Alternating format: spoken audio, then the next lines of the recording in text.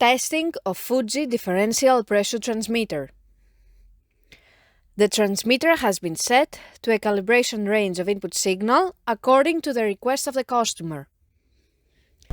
For testing, we add a 24-volt DC power supply, a multimeter in order to measure the milliamp output, and a water column in order to see the input signal.